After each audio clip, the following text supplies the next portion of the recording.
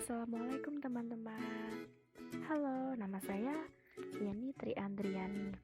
Saya mahasiswa aktif dari IAIN Surakarta.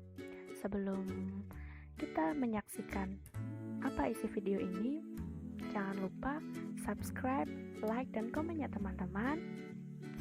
Selamat menyaksikan, semoga kalian terhibur dan bermanfaat untuk teman-teman.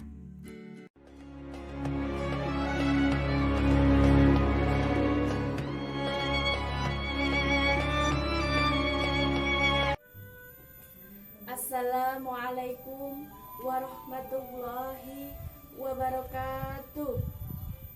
Alhamdulillah wa syukurillah, nahmaduhu wa nasta'inuhu wa nastaghfiruh wa na'udzu billahi min syururi anfusina wa min sayyiati a'malina.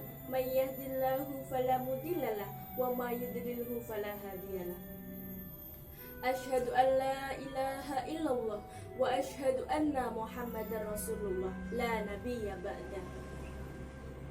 Marilah kita panjatkan puja dan puji syukur kehadirat Allah Subhanahu wa taala yang telah memberikan kita rahmat, hidayah serta inayah kepada kita. Tak lupa salawat serta salam kita haturkan kepada junjungan Nabi Agung kita, Nabi besar Nabi Muhammad Sallallahu Alaihi Wasallam.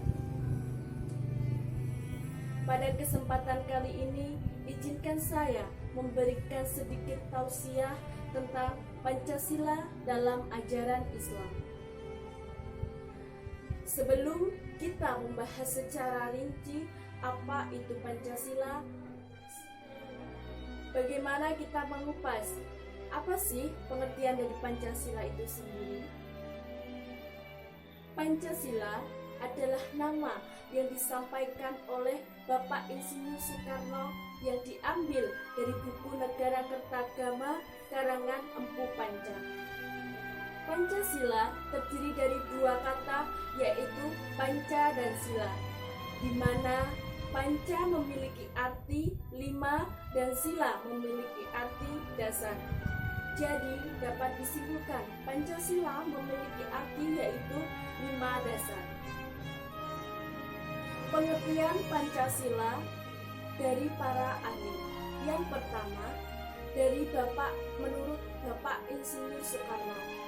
Menurut Bapak Insinyur Soekarno, Pancasila adalah isi jiwa yang berabad-abad lamanya terpendam bisu oleh kebudayaan Barat.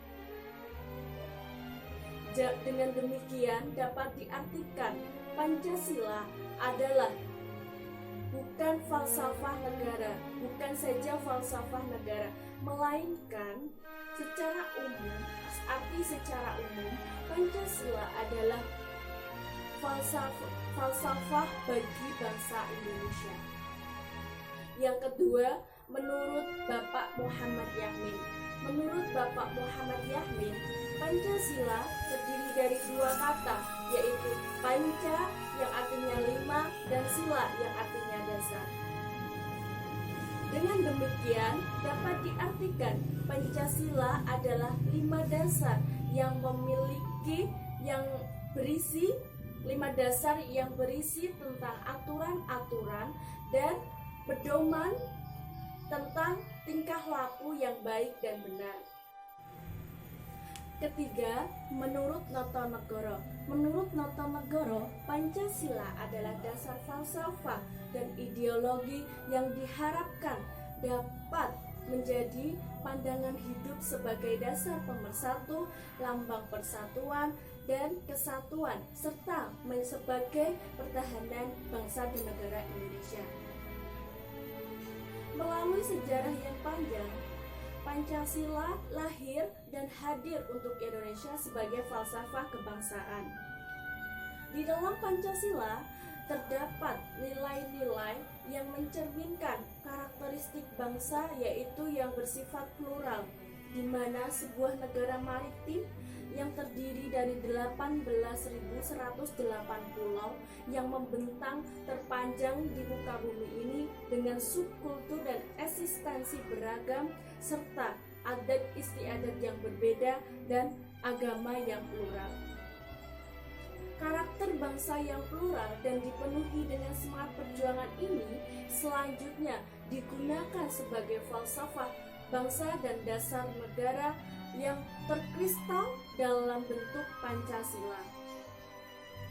Secara formal, Pancasila pertama kali dirumuskan pada sidang pertama BPUPKI pada tanggal 29 Mei sampai 1 Juni 1945, di mana ada 3 tokoh nasional yang menyampaikan pendapatnya, yaitu tokoh nasional tersebut adalah 1. Bapak Muhammad Yamin, 2. Bapak Supomo, 3. Bapak Insinyur Soekarno. Yang kemudian ketiga pendapat tokoh nasional tersebut dimusyawarahkan dan akhirnya pada tanggal 22 Juni 1945 terbentuknya Panitia 9 yang menghasilkan Piagam Jakarta yang berisi seperti yang kita kenal sampai saat ini dengan sebutan Pancasila. Apa saja sih isi dari Pancasila tersebut? Pancasila terdiri dari 5 dasar. Yang pertama, 1. Ketuhanan yang Maha Esa. 2. Kemanusiaan yang adil dan beradab. 3. Persatuan Indonesia. 4. Kerakyatan yang dipimpin oleh hikmat kebijaksanaan dalam permusyawaratan perwakilan. 5. Keadilan sosial bagi seluruh rakyat Indonesia. Penafsiran Pancasila dalam perspektif Islam. Yang pertama, ketuhanan yang Maha Esa. Pada prinsipnya, sila ini menegaskan bahwa bangsa Indonesia dan setiap warga negaranya mengakui akan adanya Tuhan. Islam juga menganggap sila pertama Pancasila ini sebagai dasar keimanan dan ketauhidan. Islam juga mendukung kebebasan beragama yang sebelumnya sudah dijelaskan dalam Pancasila dan UUD, khususnya pasal 29. Demokrasi beragama sejujurnya sudah dijelaskan secara gamblang dalam firman Allah, yaitu Quran Surat Al-Baqarah ayat 256 yang berbunyi, A'udzubillahi minasyaitonirrajim, Bismillahirrahmanirrahim, La ikraha fiddin, yang artinya tidak ada paksaan dalam beragama. Quran Surat Al-Baqarah ayat 256. Ayat ini memiliki 2 sudut pandang hukum. Dalam agama Islam menggarisbawahi bahwa yang pertama yaitu tidak boleh adanya paksaan dalam beragama, dan yang kedua yaitu melarang menekan manusia untuk mengikuti keimanan dalam situasi terpaksa. Dalil yang menjelaskan sila pertama ini yaitu terdapat pada Quran Surat Al-Ikhlas ayat 1-4 yang berbunyi, A'udzubillahi minasyaitonirrajim, Bismillahirrahmanirrahim, Qul huwallahu ahad, Allahus samad, lam yalid wa lam yulad wa lam yakul lahu kufuwan ahad. Para ulama penyusun tafsir Al-Muyassar berkata, katakanlah wahai Rasulullah bahwa Tuhan yang Esa dengan uluhiyah atau hak diibadahi, rububiyah atau yang mengatur semua makhluk, dan asma wa sifat, nama-nama dan sifat Allah, tidak ada satupun yang dapat menyekutuinya dengan perkara-perkara tersebut. 2. Kemanusiaan yang adil dan beradab. Pada prinsipnya, sila ini menegaskan bahwa bangsa Indonesia merupakan bagian dari kebangsaan universal, di mana dituntut untuk mengembangkan persaudaraan dunia berdasarkan nilai-nilai kemanusiaan yang berkeadilan dan berkeadaban. Pada sila ini mengajarkan kita untuk menjunjung tinggi nilai-nilai kemanusiaan dengan cara memperlakukan manusia secara adil dan jujur, sehingga melahirkan manusia yang beradab, sopan, santun, humoris, baik perkataan maupun ucapannya. Seperti yang terdapat pada firman Allah Quran surat Al-Maidah ayat 2 yang berbunyi A'udzubillahi minasyaitonirrajim. Bismillahirrahmanirrahim. Wa ta'awanu 'alal birri wat taqwa wa la ta'awanu 'alal itsmi wal 'udwan. Innallaha syadidul 'iqab. Disebutkan dalam tafsir Kementerian Agama Republik Indonesia bahwa orang mukmin berkewajiban untuk melakukan saling tolong-menolong dalam hal kebaikan dan bertakwa untuk kebahagiaan dan kepentingan mereka. Dan orang mukmin dilarang untuk melakukan tolong-menolong dalam hal perbuatan dosa dan pelanggaran, dan seruan untuk bertakwa kepada Allah, karena sungguh siksaan Allah itu sangatlah berat.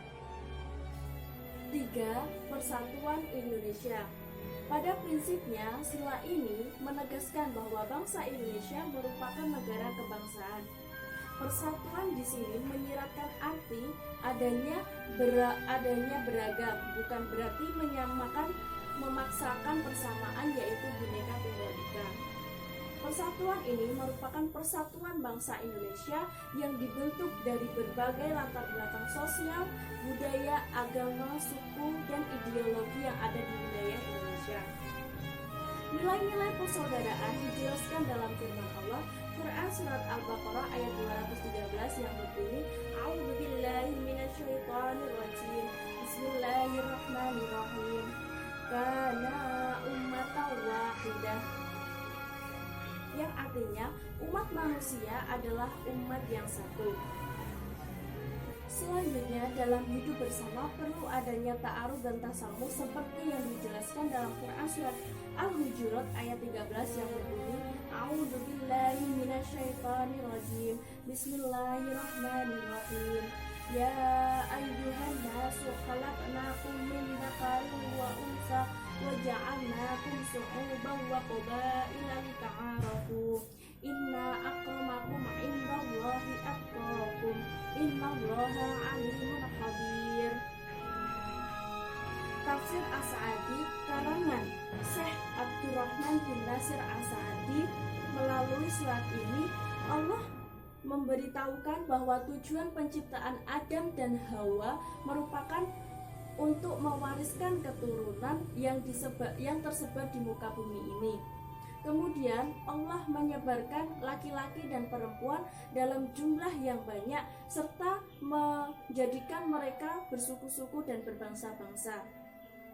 Tujuan menjadikan mereka bersuku-suku dan berbangsa-bangsa yaitu agar mereka saling kenal mengenal. Dan di dalam ayat ini melarang dengan keras, yaitu